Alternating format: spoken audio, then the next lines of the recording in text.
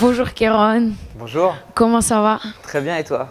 Bien, aujourd'hui on est là pour parler de votre premier long métrage, Notre-Orient, qui sera diffusé le 17 novembre au cinéma Le Trianon dans le cadre du festival du film franco-arabe. On est vraiment très content de vous interviewer aujourd'hui. Très content d'être là. J'aimerais savoir déjà d'où vient ce prénom Kéron. Chiron, c'est un centaure. C'est des bêtes mythologiques qui ont le haut, c'est le haut humain et le bas d'un cheval. Et ça symbolise un peu le mélange entre l'instinct, la raison. C'est un personnage qui est cultivé, qui est sage, qui est associé aux lettres, à la culture, à l'art. Et Keir, ça vient de... C'est un mot qui veut dire la main. Donc c'est un peu celui qui montre la voie. Il y a une symbolique que j'aime bien. Et j'aimerais savoir aussi si vous pouvez parler de votre parcours, qui vous a donné envie de faire du stand-up, du théâtre, du rap, etc. Ce monde n'a pas de sens, c'est un grand bal, pas de chance, j'ai pas les bons pas de danse, donc mon cœur s'emballe. Dites-leur En fait, moi j'ai toujours été auteur à la base, j'ai toujours écrit des trucs. Et quand j'ai commencé par le rap, quand j'avais 14-15 ans. Et puis un jour, je tombe sur... à l'époque, c'était une cassette vidéo. Vous connaissez pas, vous, ça? C'était une cassette vidéo d'un humoriste américain qui s'appelle Jerry Seinfeld. Et lui faisait du stand-up. Et quand j'ai vu ça, je me dis, waouh, c'est fou, je veux faire ça aussi. Et donc, j'ai fait de la musique et à côté, j'ai fait du stand-up. Et j'ai intégré la troupe du Jamel Comedy Club. Du coup, c'est une belle carte de visite et ça m'a permis de jouer un peu partout, d'être invité partout pour pouvoir essayer plus de choses. Et au moment où je fais Bref, j'ai un spectacle. Mais je ne suis pas très connu. Et le fait de faire Bref, il y a des gens qui se disent « Ah, il a l'air marrant, on va aller voir son spectacle ». Bref, lui, c'est Chiron. Quand il s'agit d'aborder une meuf, il est toujours là pour moi. Parfois, je suis timide, mais il a des techniques révolutionnaires. Désolé, j'ai perdu ma chaussure. Et du coup, ça m'a apporté, Jamel Comedy Club, un peu de notoriété.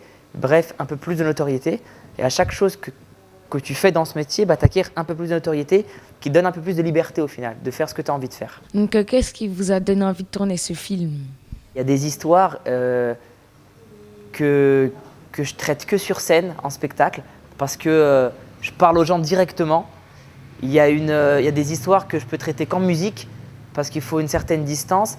Et il y a des histoires que je pourrais traiter qu'en cinéma, parce qu'elles sont tellement denses, il y a tellement de choses à raconter, que je pouvais le faire qu'avec le cinéma. Et cette histoire-là, j'avais envie de la raconter depuis très longtemps, mais j'attendais d'avoir une occasion de faire du cinéma pour la raconter. Je suis né en Iran, un pays de 33 millions d'habitants. Comment je sais tout ça? Pas grâce à lui en tout cas. Monsieur, c'est où la Belgique? C'est entre là et là. Je m'appelle Ibat. Et voici mon histoire.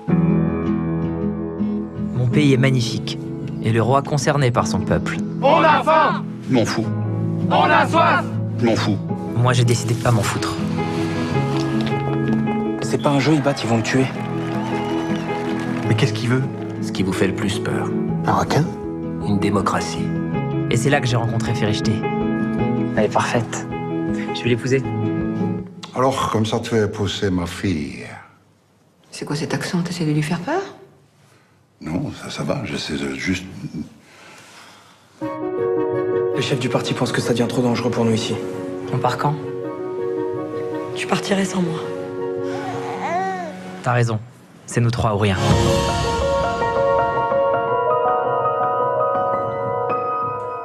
Mes parents, ils ont beaucoup d'humour. Ils ont beaucoup d'humour et ils ont vécu des choses très difficiles.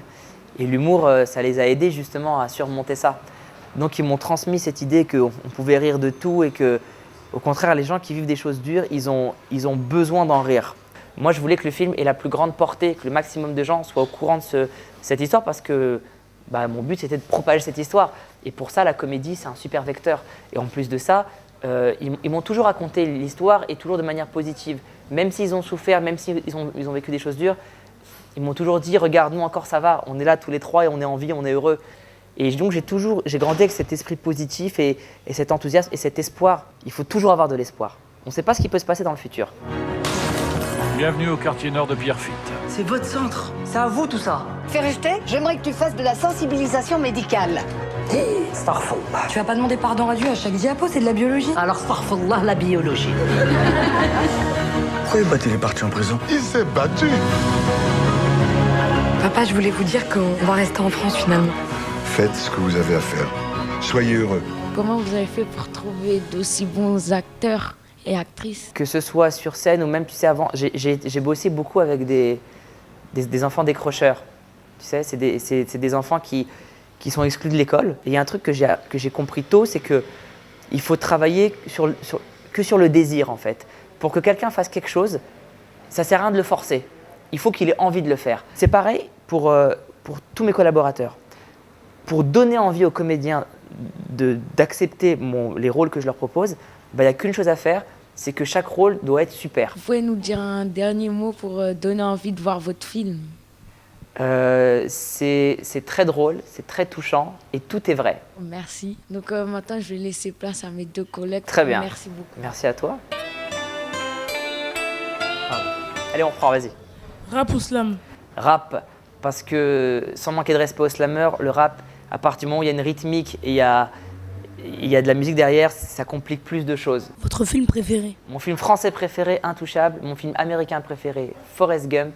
Mon film canadien préféré, Starbuck. Et mon film anglais préféré, Love Actually. Votre musique préférée? Einaudi, c'est un compositeur italien. C'est lui qui a fait aussi Intouchable, c'est pour ça que j'ai pensé à lui. Et j'ai pris une de ses musiques dans mon film aussi. Votre instrument préféré? Par rapport à Einaudi, le piano. Votre livre préféré? One Piece. Votre matière préférée quand vous étiez à l'école? Le français. Votre langue préférée? Le français. C'est tellement riche, il y a tellement de choses à faire avec le français, tu peux l'emboîter dans tous les sens et c'est magnifique. Votre jeu vidéo préféré? Je joue plus depuis longtemps, mais à une époque j'étais fou de God of War. C'est un jeu avec de la mythologie grecque aussi justement. Il est super. Et pas violent du tout, ça qui est bien. Célibataire ou en couple? En couple. Votre boutique préférée? Bah tu vois, c'est ma femme qui m'habille, tu vois que c'est... Il y a rien, je te jure, chaussures, pantalons, ce haut, ça et ça, c'est elle qui me les a achetés. Merci pour vos réponses. Merci à vous. Merci. Merci.